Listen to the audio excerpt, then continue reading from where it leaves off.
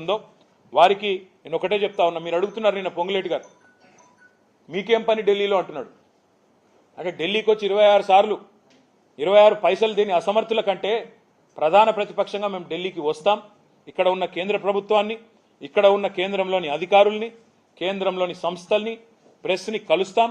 దేశ ప్రజల దృష్టికి మీ మోసాన్ని తీసుకొస్తాం. మీకెందుకు భయం అవుతుంది మేము ఢిల్లీకి వస్తే? మీకెందుకు ఇబ్బంది అవుతుందని నేను అడుగుతా ఉన్నా. ఇంకొక మాట కూడా నేను విజ్ఞప్తి చేస్తా ఉన్నా. मैं रिक्वेस्ट करना चाहता हूं इलेक्शन कमीशन ऑफ इंडिया को भी कि आप महाराष्ट्र और तेलंगाना की जो बॉर्डर एरिया है इसमें आप भी और चेक पोस्ट लगाओ, क्योंकि आज तेलंगाना एटीएम बन गया कांग्रेस के लिए। महाराष्ट्र के इलेक्शन में काफी सारा पैसा आज तेलंगाना से वहां तक महाराष्ट्र तक बह रहा है. అక్కడ దాకా వరద బారుతా ఉంది ఇవాళ డబ్బులది. ఖచ్చితంగా వాళ్ళు కూడా పరిశీలించాలి. ఎలక్షన్ కమిషన్ కూడా నేను డిమాండ్ చేస్తా ఉన్నా. ఇంకొక మాట కూడా నేను చివరిగా చెప్తా ఉన్నా.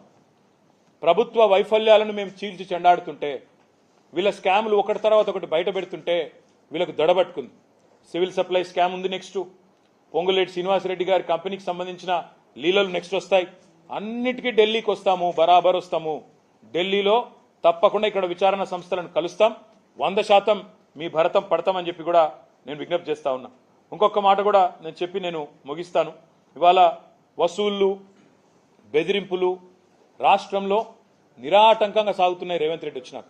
ఇది నేనన్న మాట కాదు, స్వయంగా భారత ప్రధానమంత్రి నరేంద్ర మోడీ గారు ఆర్ఆర్ ట్యాక్స్ వసూలవుతున్న తెలంగాణలో అని చెప్పారు.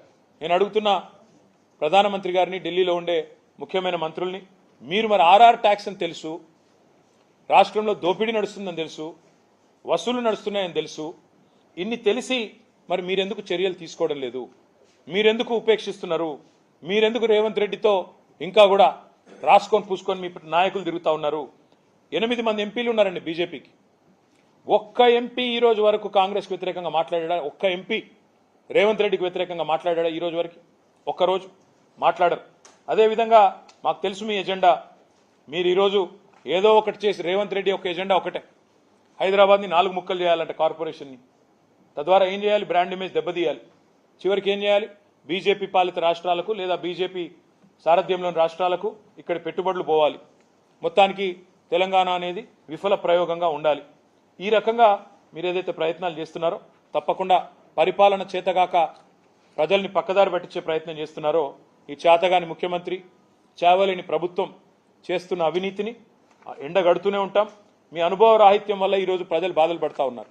చివరికి ప్రజలు తిరగబడి మీ సొంత నియోజకవర్గం కొడంగల్లోనే మీరు సెక్యూరిటీ లేకుండా పోలేని పరిస్థితి. రైతుల భూములు లాక్కుంటానంటే రైతులు తిరగబడుతున్నారు.